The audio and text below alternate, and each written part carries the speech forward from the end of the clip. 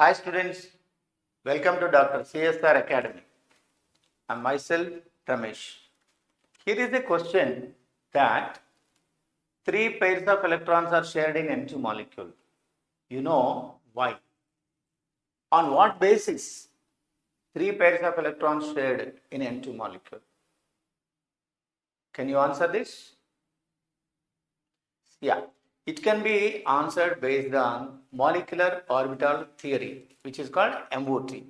There, bond order for N₂ molecule will be 3 based on bonding and anti-bonding electrons.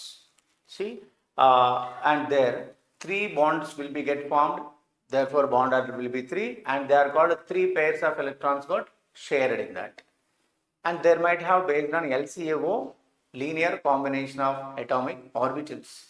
With that conforms 3 electron pairs are shared to form 3 bonds. Among the 3 bonds, you know what? One is a sigma bond and 2 bonds are pi. Because one pair of electrons are located in sigma 2pz. That forms one sigma bond. And 2 pi bonds are formed from one is pi 2px and another is pi 2py. So overall, 3 pairs of electrons are 1 sigma bond and 2 pi bonds.